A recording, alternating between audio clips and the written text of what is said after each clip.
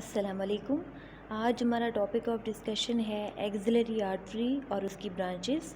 तो आज हम एक्सिलरी आर्टरी, उसके 3 पार्ट्स और उससे निकलने वाली ब्रांचेस को डिटेल में डिस्कस करेंगे। हम शुरू करेंगे इस एक्सिलरी आर्टरी से। और ये जो एक्सिलरी आर्टरी है इसके 3 पार्ट्स होते हैं। और एक्सिलरी आर्टरी के हवाले से मैंने अलहदा एक वीडियो बनाई है जिसमें एक्सिलरी आर्टरी और उसके पार्ट्स और उनसे निकलने वाली आर्टरीज़ को मैंने डिटेल में डिस्कस किया है, तो आप उस वीडियो को भी देख सकते हैं। एक्सिलरी आर्टरी डायरेक्ट कंटिन्यूएशन है सब क्लेवियन आर्टरी की। इसका मतलब है कि जब सब क्लेवियन आर्टरी एक्सिला में आ जाती है तो उसको एक्सिलरी आर्टरी कहते हैं। एक्सिलरी आर्टरी एक्सिला और उसके इर्द गिर्द जितने भी स्ट्रक्चर्स होते हैं उनको सप्लाई करती है, जिसमें ये स्कैपुला है, ह्यूमरस है, शोल्डर जॉइंट है, एक्रोमियो क्लैविकुलर जॉइंट है और कुरैको क्लैविकुलर जॉइंट है। तो इन सब स्ट्रक्चर को एक्सिलरी आर्टरी सप्लाई करेगी। एक्सिलरी आर्टरी के 3 पार्ट्स होते हैं और ये 3 पार्ट बनते थे पेक्टोरलिस माइनर मसल की वजह से, क्योंकि जो पेक माइनर मसल था वो दरमियान में आ जाता था, जिसकी वजह से इसके 3 पार्ट्स बन जाते थे।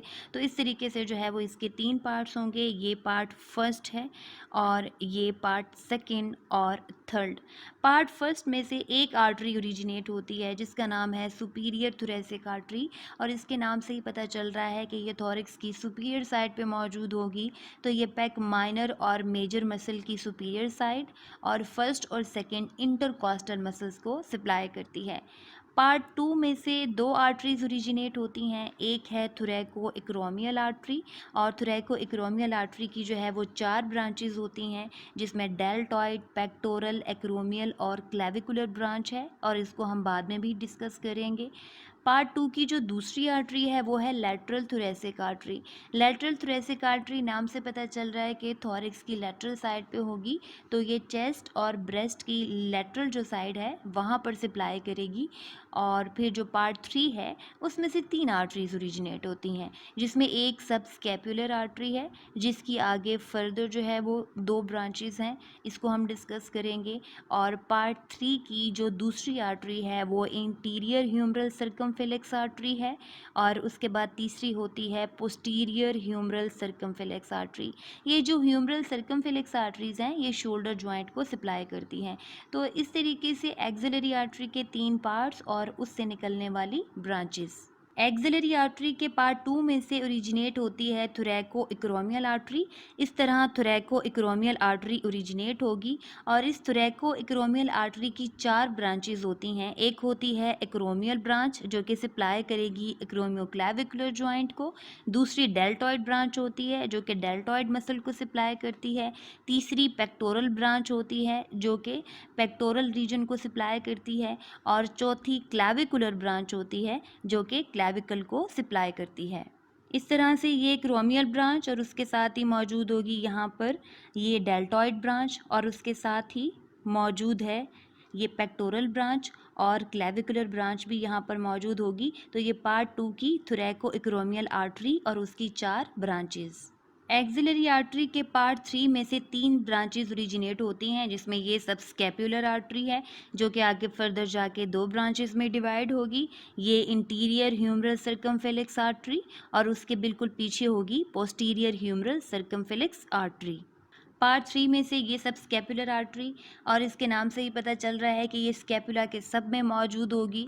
और जो स्कैपुला का लैटरल बॉर्डर होता है ये उसके करीब से जो है वो एक्सिलरी आर्टरी से ओरिजिनेट होती है। इस सब स्कैपुलर आर्टरी की जो है वो 2 ब्रांचेज हैं, जिसमें से एक जो है वो सर्कमफ्लेक्स स्कैपुलर आर्टरी है। ये जो सर्कमफ्लेक्स स्कैपुलर आर्टरी है ये स्कैपुला के अराउंड जाकर जो है वो सप्लाई करती है।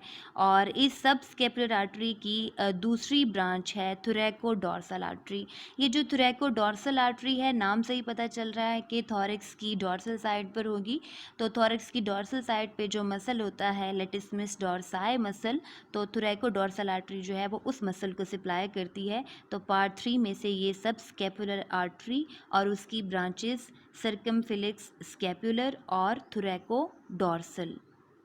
एक्सिलरी आर्टरी के पार्ट 3 में से ओरिजिनेट होती है दूसरी artery interior humeral circumflex artery.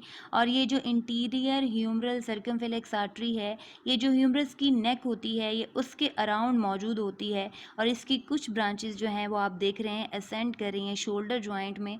तो ये इस तरीके से जो है वो शोल्डर जॉइंट को भी सप्लाई करेगी। और इस इंटीरियर ह्यूमरल सर्कमफ्लेक्स के बिल्कुल पीछे मौजूद होगी पोस्टीरियर ह्यूमरल सर्कमफ्लेक्स आर्टरी। ये भी ओरिजिनेट होती है एक्सिलरी आर्टरी के तीसरे पार्ट में से। तो जो पोस्टीरियर ह्यूमरल सर्कमफ्लेक्स आर्टरी होगी वो जो नेक है ह्यूमरस की उसकी पोस्टीरियर साइड पे मौजूद होगी। और इसकी भी ब्रांचेस जो हैं वो असेंड कर रही हैं शोल्डर जॉइंट में, तो ये शोल्डर जॉइंट को सप्लाई करेगी। तो ये जो इंटीरियर ह्यूमरल सर्कमफ्लेक्स आर्टरी है और पोस्टीरियर ह्यूमरल सर्कमफ्लेक्स आर्टरी है, ये दोनों ही जो है वो एनास्टोमोसिस करती हैं। और ये एनास्टोमोसिस होता है ह्यूमरस की नेक के अराउंड। और फिर यहाँ से जो ब्रांचेस असेंड करती हैं वो सप्लाई करती हैं शोल्डर जॉइंट को। तो आज हमने डिस्कस किया all about axillary artery. I hope कि ये एक्सप्लेनेशन आप सब लोगों के लिए हेल्पफुल होगी। Thank you.